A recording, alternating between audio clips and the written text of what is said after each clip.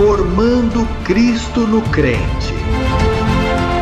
TV Grácia Internacional apresenta as palavras inefáveis de Deus, o Evangelho da Graça, nos lábios de Jesus Cristo, homem. Abba, Pai. Bem, então vamos direto à mensagem que temos hoje. O tema é a onipresença do Evangelho da incircuncisão. Ou seja, a onipresença produzida por esse Evangelho. Quando é atribuído? Nesta ocasião a mim, Jesus Cristo, homem, mas naquela ocasião a Paulo, as coisas que aconteceram. Por exemplo, vamos dar uma olhada em Colossenses capítulo 2, versículo 5.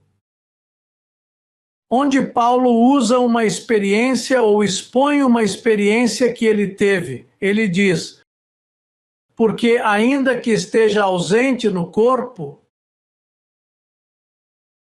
e contudo em espírito estou convosco. Observe aqui que o apóstolo usa um termo que também é repetido na primeira carta aos Coríntios, que vamos ler agora. Mas é por isso que o tema, a onipresença que esse evangelho produz. Quando o apóstolo Paulo conseguiu ter alguns discípulos que se submeteram aos seus ensinamentos. Lembre-se de que Paulo foi quem promoveu a unidade do Espírito.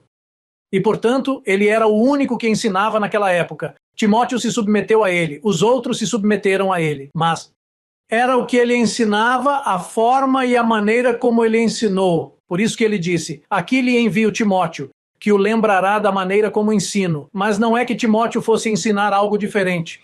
Então, o que acontece? Que quando eles estavam submetidos a Paulo, naqueles dias, Paulo disse: ainda que eu esteja ausente no corpo. Aqui o apóstolo não precisa da carne. E de fato esse evangelho é tão poderoso que quando entra na mente de alguém, a presença do corpo, a parte física, não tem nenhum poder além das emoções que vimos no apóstolo. O apóstolo Paulo disse algumas vezes: para aqueles que nunca viram meu rosto. Aí mesmo nesse capítulo, ele usa o termo: porque quero que saibais quão grande combate tenho por vós e pelos que estão em Laodiceia, e por todos os que nunca viram o meu rosto. Bem, naqueles tempos, o rosto do apóstolo era necessário. Sabe por quê? Porque não havia vídeos. A ciência não havia crescido. E eles queriam saber como ele era. Então, ver seu rosto era uma edificação. Mas não por ver o rosto dele, porque ele era muito feio. Lembra daquela doença que ele tinha nos olhos? Não era o aspecto físico, era que, ao verem seu rosto, ouviam sua boca, ouviam sua mensagem, ouviam sua fala. Não é como no meu caso, onde você não precisa me ver. Não tenho que estar na sede principal ou em outra sede. Não preciso estar lá fisicamente, porque fisicamente o que você vai ver é a minha carne, mas é o que sai da minha boca, que é o que entra na sua mente.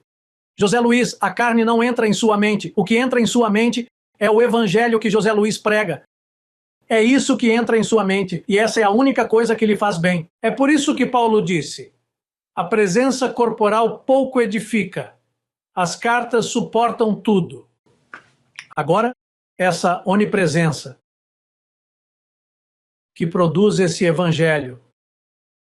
Paulo diz: vejam, não obstante, eu não estou aí. Posso dizer a mesma coisa hoje. Vejam, eu não estou aí, fisicamente, mas estou aí espiritualmente. Meu espírito está com vocês. Bem, hoje estou à frente de Paulo, porque Paulo não tinha vídeos. Você pode até me ver me expressar, e não precisa me ver fisicamente. Mesmo que você goste muito de ver os irmãos e compartilhar, mas não há necessidade disso, o importante é que você ouça a mensagem da graça. Vamos ver onde mais essa experiência se repete. Diz o seguinte, primeira carta aos Coríntios, no capítulo 5. Aí Paulo repete esse versículo. Ele diz, no versículo 3, ele diz, eu, na verdade, ainda que ausente no corpo, mas presente no espírito, já determinei, como se estivesse presente, que o que tal ato praticou. Bem, em Colossenses era para olhar para a sua boa ordem. Aqui é uma desordem. Aqui está escrito. Diz, já neste momento julguei aquele que fez tal coisa. Em nome de nosso Senhor Jesus Cristo, reunidos vós e o meu espírito, pelo poder de nosso Senhor Jesus Cristo. E diz, seja este tal entregue a Satanás para a destruição da carne, para que o espírito seja salvo no dia do Senhor Jesus. Nesse caso, Paulo estava usando, sem estar presente, uma autoridade. E era a autoridade para entregar a Satanás um abençoado, que estava cometendo fornicação. Agora, entregar a Satanás não é apenas a morte física, porque nesse caso Paulo disse, vamos entregá-lo a Satanás para morrer e deixar o espírito ir para a nuvem, aí para descansar, deixá-lo aprender lá, já que ele não sabe como se comportar aqui. Mas não é apenas entregue a Satanás assim, também é entregue a Satanás a mente carnal. Há pessoas que ainda estão vivas, pessoas que estavam conosco, que não estão mais conosco e estão entregues a Satanás. O que isso significa? Bem, elas não recebem mais a fonte de onde vem o evangelho da incircuncisão. Então o que você recebe são os próprios pensamentos deles. Olha, eu ouvi de pessoas que estiveram conosco e eu até ouvi suas pregações e eles são realmente muito bons. Eu até os parabenizei pelas coisas boas que disseram. Naturalmente, quando alguém me deixa, não vai repetir a mesma coisa, porque então estará sujeito a mim. Eles distorcem um pouquinho aqui e ali, para mostrar que podem pregar a graça, e isso se parece muito com o meu ensinamento e com o ensinamento que existe em todo o mundo. A única coisa é que essas pessoas, por estarem nesse tipo de desobediência, são entregues a Satanás. O termo entregar a Satanás é feio, mas o que ele está tentando dizer é que um espírito que se opõe à incircuncisão, ou pode ser a favor da incircuncisão, mas sem a cobertura angelical. Porque há apenas uma cobertura angelical, ou eu a tenho, ou outra pessoa a tem. Ou seja, há apenas uma. Não há 1,5, não há 2 ou 3, é uma única cobertura. E onde essa cobertura está, aí ela é fiel. Veja, essa cobertura no antigo pacto era chamada de Arca do Testemunho. E essa Arca do Testemunho só funcionava para um povo, o povo de Israel. A arca foi roubada pelos filisteus e não funcionou para o bem deles. Lá, ela funcionou para o mal. E eles ficaram doentes e tiveram úlceras porque tentaram tirar proveito dela. Quando ficaram com medo, devolveram-na ao povo de Israel e lá ela funcionou bem. Lá ela produziu cura, ali produziu bom ânimo, ali produziu prosperidade. Mesmo naquele deserto eles tinham comida, tinham água, tinham provisão, as mesmas roupas, os mesmos calçados. Por 40 anos, diz o texto, eles estavam andando no deserto, mas estavam completos. Houve prosperidade adequada para aquele momento. Agora há apenas uma cobertura. É por isso que as pessoas se afastam de nós. É um perigo se afastar de mim. É difícil para mim falar assim, porque parece que estou me gabando da minha carne, mas não é isso. É por causa da sabedoria que Deus me deu, que eu entendo que quem se afasta de mim é como Jesus nos dias de sua carne. Ele disse, sem mim vocês não podem fazer nada. E nesta ocasião é a minha vez de dizer isso. Me dói, mas tenho que lhes dizer a verdade. Sem mim vocês não podem fazer nada. Você pode se afastar de mim e pode pregar quase igual. A única coisa é que não funciona para você. E você não faz a congregação crescer. E muitas coisas não saem que somente a cobertura angelical produz. porque não estou sozinho, tenho uma poderosa cobertura de anjos. Essa cobertura saiu do Antigo Testamento e ficou ausente por 2000 anos por causa da diversidade e da falta de unidade espiritual. E então, em 1973, quando esses dois anjos vieram até mim, aí acomodaram a cobertura e imediatamente comecei a participar da bondade dessa cobertura. De fato, quando Paulo fala sobre isso em Hebreus 2, ele diz: como escaparemos nós se negligenciarmos tão grande salvação? Você não escapa, você fica doente, você morre. Acidentes acontecem. Veja, eu digo, as pessoas que foram contra mim, mas na verdade foram contra o evangelho que eu prego. Quantos não morreram? Quantas pessoas sofreram por se oporem a esta mensagem? Você não vê que esta é a trombeta final? Essa é a mensagem, a última mensagem. Vocês precisam ter cuidado mesmo quando me julgarem. Isso é muito perigoso. Bem perigoso. Por causa do que habita neste corpo físico, neste vaso de barro, neste véu chamado José Luiz, eu sou uma bênção e também sou um problema tremendo por causa dessa ciência da graça. Mas vejam como diz o livro de Provérbios, porque o que acontece com essas pessoas, que na verdade não era esse o assunto, mas surgiu aqui. Eu não ia falar sobre aqueles que se afastaram de nós, mas como usamos o termo Satanás. E veja como Paulo disse, eu estou ausente, mas na presença eu julgarei aquele que fez tal coisa. E há pessoas que fazem coisas que então o apostolado.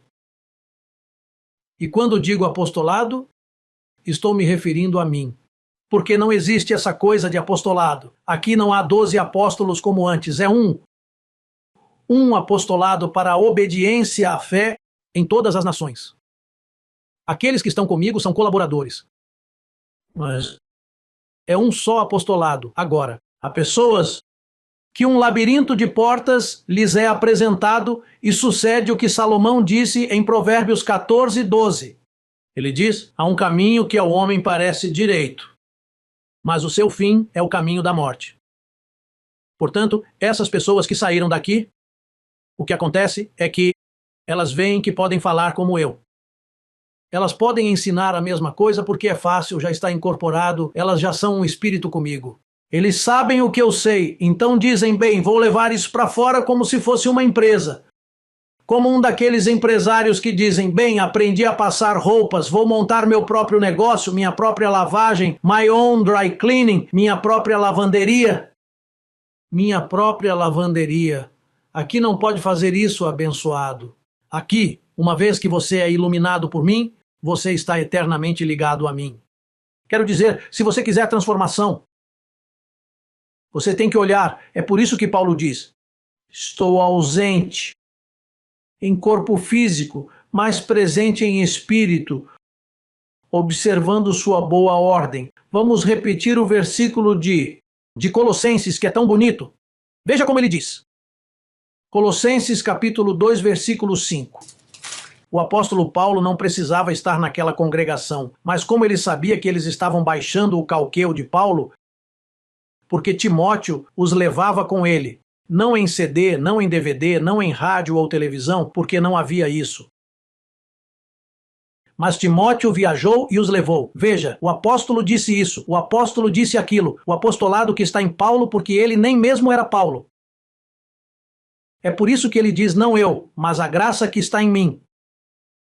O versículo 5 diz, vamos repeti-lo novamente, coloque-o na tela, por favor. Diz, porque ainda que esteja ausente no corpo, em espírito estou convosco, regozijando-me e vendo a vossa boa ordem e a firmeza da vossa fé em Cristo. Ele até olhou para ele sem estar lá. Algo tão cômico que chamou muito minha atenção. Diógenes é um bispaço. Seu serviço é lindo. Então nós íamos fazer um seminário lá no Equador. Um seminário virtual. Então eu disse a ele, Diógenes, envie-me uma listinha de todos os colaboradores que você quer que eu cumprimente. Especialmente aqueles que estão sujeitos a você e que estão em unidade com você. E ele me disse, apóstolo, não posso lhe fazer essa lista. porque estamos todos submissos aqui. O Equador é saudável. O Equador. Você teria que cumprimentar todos nós, porque se você perder um. Portanto, isso não funciona. Então é melhor cumprimentar todos em geral. Mas não posso lhe dar uma lista, porque aqui todos estão sujeitos a mim. Todos mantêm a unidade, todos semeiam. E assim, é por isso que Paulo diz, cuidem de sua boa ordem. Então, nesse caso, eu não preciso...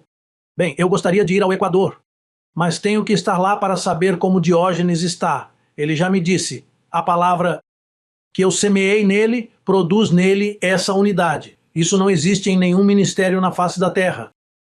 Todos os outros ministérios não estão nessa unidade. E todos eles têm diversidade de opiniões. Mas aqui, por exemplo, no Equador, vejo a boa ordem de Diógenes. Estou vendo isso há muito tempo. Ele confirmou isso quando me disse, não, você não precisa cumprimentar especificamente. Aqui somos todos submissos. Que lindo, não é? Atingir essa maturidade ministerial. E de fato, deixe-me dizer a você que você, como bispo, deve zelar pela boa ordem que existe em sua nação. Que todos os colaboradores encontrem um caminho e às vezes isso leva tempo. O Equador levou tempo. No início não foi tão fácil. Certa vez Diógenes veio entregar o bispado para mim. Vejam, apóstolo, eu não posso fazer isso, não posso. Então Diógenes me disse, não posso, eu lhe dou tudo. E eu disse a ele, Diógenes, agora você pode por me dizer que não pode. E ele pegou de volta e disse, veja. Veja como esse povo é poderoso no Equador. Veja como essa graça cresceu. Veja como eles são unidos quando há oposição. Então vejam, eu fiz uma lista aqui das coisas que devemos manter a boa ordem. Nessa lista, temos que manter a boa ordem nos colaboradores. Nos louvores, manter a ordem. Que todos cantemos a mesma coisa. Na superraça, o colaborador, o bispo, deve cuidar para que na congregação local as crianças sejam entendidos, ter uma sala para elas, ou fazer um investimento para que tenham seu DVD, ou professores dedicados a essas crianças, porque às vezes elas estão correndo por aí e começam a chorar porque às vezes o que estão fazendo é correr e bater umas nas outras. Às vezes parece um jogo de bola na congregação. Não, temos de cuidar dessa ordem. É preciso investir nessas crianças, é preciso cuidar delas, para ter uma boa ordem na congregação. Que a amada esteja em boa ordem, que as finanças, cuidar para que toda a congregação semeie e que essa semeadura seja feita. O bispo de cada nação deve ser fiel para me enviar todas as maçãs que me são devidas. Não me enviem maçãs cheias de mordidas. Quando digo mordidas, vocês se lembram do exemplo das maçãs? Que Deus nos deu 100 maçãs. Ele deu a você 90 e 10 são para ele. Esse é o dízimo. Agora, a semeadura, a oferta é, alguns dizem mais 10 que seriam 20, 80 para você e 20 maçãs para Deus. Mas você não vai pegar as 20 maçãs e dar uma mordida em cada uma delas e ficar com todas mordidas. É preciso manter a boa ordem em suas finanças, porque tudo bem.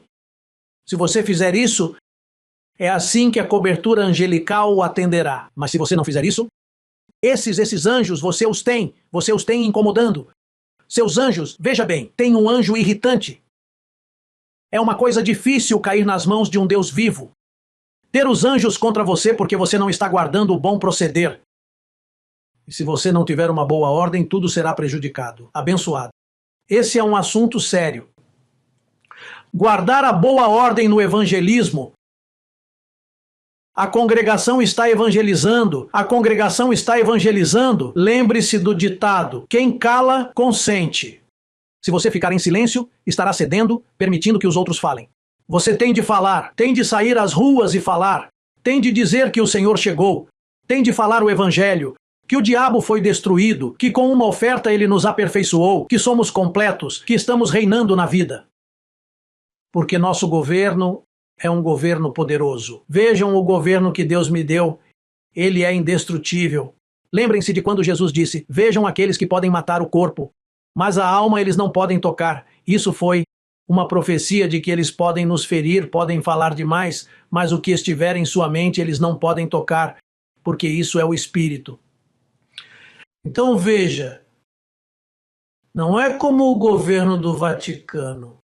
Veja, lá em Apocalipse 18:8, vamos ler o que vai acontecer com esse governo. Porque o governo do Crescendo em Graça é intocável. Não há ninguém na terra que possa mexer com esse governo. Para destruir meu governo, eles precisam destruir as 14 epístolas de Paulo e o restante das profecias em que os profetas falaram sobre a vinda do Senhor. Isso mostra o quanto esse governo é poderoso. É assim que ele é intocável. De fato, esse governo é tão intocável que me torna onipresente. Estou em toda parte por causa do Evangelho, desculpe, é por causa da presença que ele produz. A onipresença que o Evangelho da incircuncisão produz. Mas veja o que vai acontecer com você. Você não vai querer estar sob um governo assim, abençoados. Eu lhes digo, se você pertence ao governo do Crescendo em Graça, deve se orgulhar porque é um governo eterno. Não há fim para esse governo, assim diz a profecia. Mas você quer um governo como o governo católico ou o governo protestante? Essas são as filhas menores. Estamos falando sobre as filhas pequenas aqui. E a rameira, veja como diz no versículo 8, portanto em um dia virão as suas pragas, morte, luto e fome, e será queimada a fogo, porque poderoso é o Senhor Deus que a julga. E os reis da terra que se prostituíram com ela, e com ela viveram em delícias, chorarão e se lamentarão sobre ela, quando virem a fumaça do seu incêndio. Apocalipse 18, 8 e 9. Vamos deixar isso na tela para que vocês vejam. Você quer pertencer a um governo? Não entendo como a Igreja Católica e todos os membros dessa congregação ou